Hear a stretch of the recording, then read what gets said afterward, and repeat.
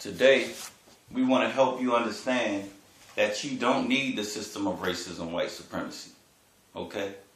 Many times we kind of attack people, calling them house Negroes, and some are house Negroes, and some by choice. If we can break the house Negro, field Negro thing down, you got your two classes, house Negro and field Negro, right? Some house Negroes are unconsciously house Negroes. Like they're not aware that they're house Negroes. In fact, the majority of blacks in America, to some degree, are house Negroes and just aren't aware of it.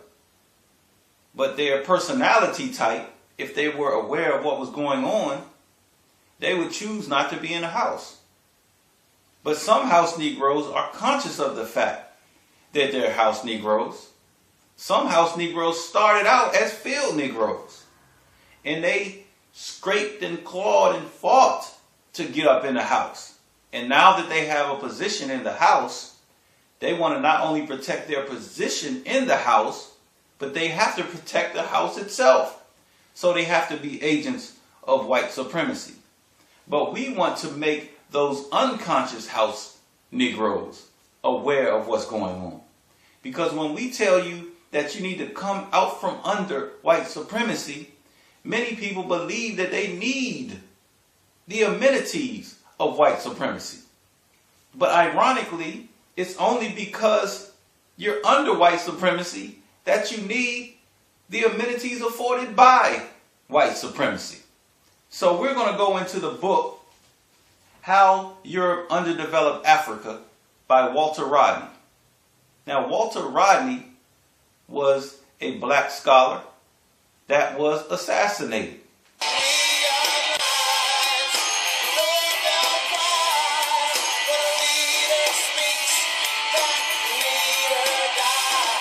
We've said before, when you dedicate your life to putting an end to the black Holocaust, to putting an end to black oppression, then there's three things that's probably going to happen to you. Either you're going to get assassinated, you're going to get defamed, or you're going to get incarcerated.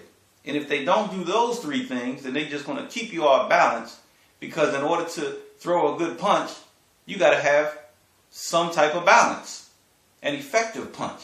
When you throw that knockout blow, you got to have a little balance. But if they keep you off balance, then they know that you won't be, or you'll be less able to fight back.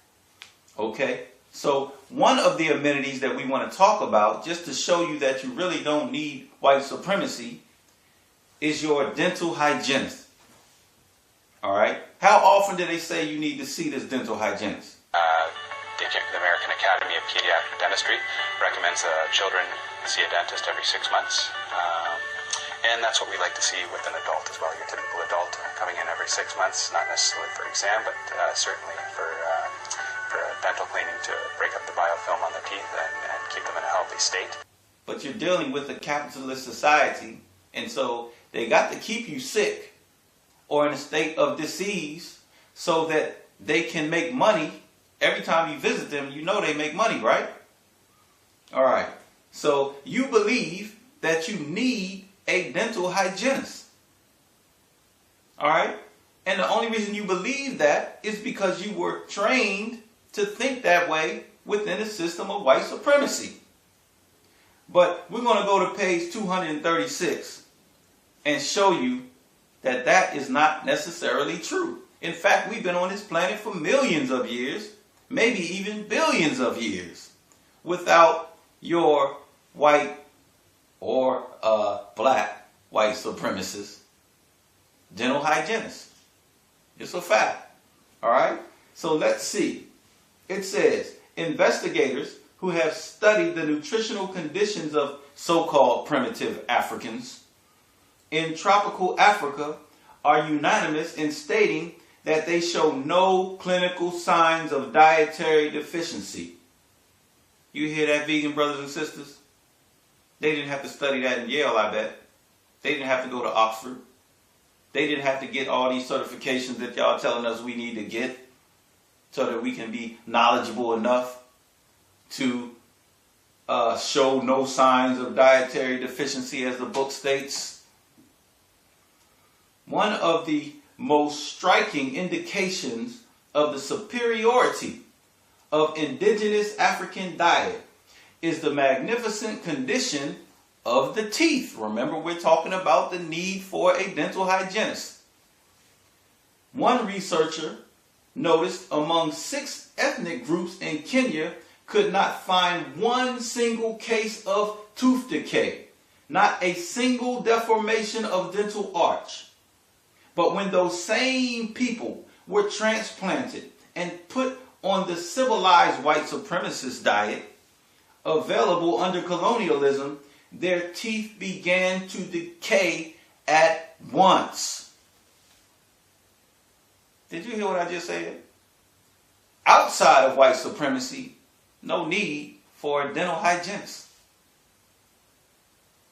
But under white supremacy, now you have a need to see your dental hygienist once every 6 months, because with your standard white supremacist diet, your teeth decay immediately.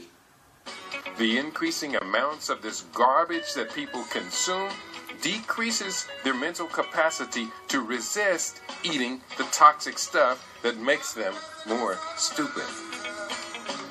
I frequently refer to the new triangular trade of enslavement, the toxic food, abused by corporations who sell it to us, as well as another set of corporations who exploit our resultant illnesses, and corruption of the regulatory agencies who are mandated to protect us from this malicious exploitation. And the more you eat that diet, the more your teeth decay. So we just wanted to point out one other way that you don't need to live in the white supremacist house, and you can still have a good life. But you think your good life is dependent on white supremacy. But we just going to show you the flip side of that so you can make a decision. We want you to begin to think and stop regurgitating what has been force-fed you generation after generation after generation. This has been Daku Akabo Waakatu.